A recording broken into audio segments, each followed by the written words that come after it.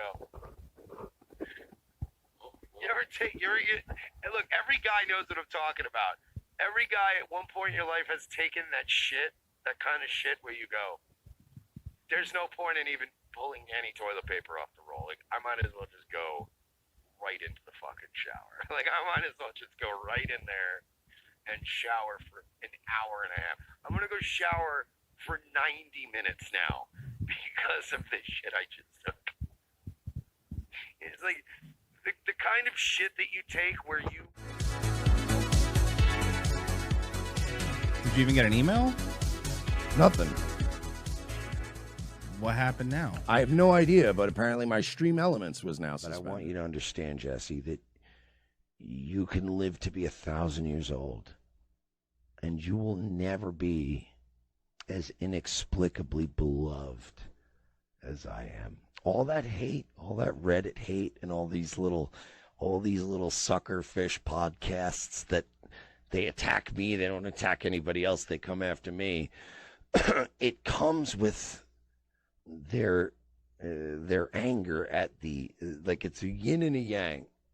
They see the love I get, and they hone in on that out of jealousy or anger or bitterness, or maybe your podcast didn't work out for 10 years. Lord knows, my podcast didn't work out for years. You will never, ever, if you live to be 1,000 years old, be as loved as I've been up to this point. If every human being in the world stopped loving me tomorrow and I gave you a head start, if I died tonight, it would take you 100 years to get to the level I've gotten, as far as not the money and the pay pigs and the streams. Forget sub count. Forget all that. Forget the clout. Forget the Twitters. Forget all that. You won't ever be as loved as I've been in this lifetime. And that's love that I frankly admit that I don't deserve. That's love that I wasn't worthy or am still not worthy of. That's love that, frankly, no human being should ever be as blessed to experience as I have. But if you live and die, if it takes 1,000 years for them to bury you in the ground, you will never be as loved as I am on my worst day, on the day of my worst behavior, on the day where 50% of my audience hates my fucking guts. Even on that day, you will never be this loved.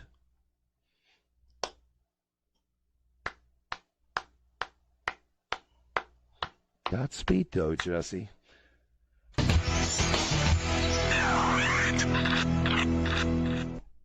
Because I'll tell you this right now, between you guys and me, and I'm being honest. Jesse will have 12 to 15 of his super fans make 25 accounts, and they'll go out and they'll AstroTurf, because we've all done that. We've all AstroTurf. It's just that most of us don't have to AstroTurf after 10 years of doing this. We AstroTurfed, he was like, oh, Mersh and Royce bought fake followers back in 2007. We all faked it till we made it. Well, unless you didn't make it. Unless you're just remembered as some failed experiment from some Maddox podcasting website.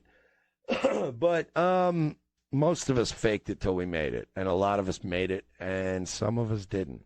And some of the ones that didn't, they bit the bullet. They decided, you know what? I didn't make it at this. I'll go work at Checkers, or I'll go do this, or I'll do Hollow Shell. And anybody that's in his Discord or part of his community is either like a fucking pedophile or a furry or some kind of incel sociopath.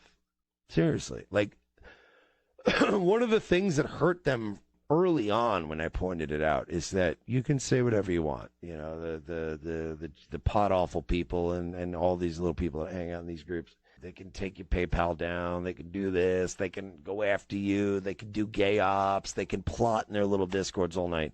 The thing that eats away at them is that I might occasionally mention them on the air, but Off the air, I frankly don't give a shit. It just doesn't, like, I don't. Internet people are internet people. You're not even real people. When they do this kind of shit, they continue to burn their little bridges, and, you know, that's why. And look, this is why I go. That's the difference between us, Jesse, is I just had friends in high school that went, you look like a faggot. It's time to upgrade your, you know, it's not like 1997 anymore. It's now 1999. It's time to have metal ball necklaces and Jankos. You look like a fag. I was blessed to have real friends in my life that went, you look like a fag, stop. It's the way it's always going to be. That's the way it's always going to be, fuck boy. I'll take the pay cut. And you know what? To be honest, it's not even that much of a cut. It's a cut. It's not convenient, but you know what? At the end of the day, when I say, hey, this fucking loser is up to his old shenanigans, he just took another thing from me, people kick it up, brother. They kick the envelopes up. They always will. As long as I continue to just be what I am, which is what I've always been. But your little pizza fund, which I've said this before and I'll say it again, consists of enough members that they could split an actual pizza. It's not going to last forever. Your parents' money's not going to last forever. And you know what's going to be funny? Is that your parents, God willing, inshallah, are going to be dead within the next 5 years. And they'll be dead. And then you'll inherit whatever little shit Florida Panhandle fucking oil rigging money or whatever money your dad won off the fucking VLCs. And that's great. But you'll blow that.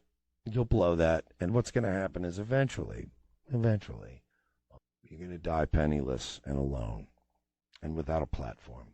And trust me when I tell you this, there's only so much one can do to me before the entire concept of gay ops is off the table.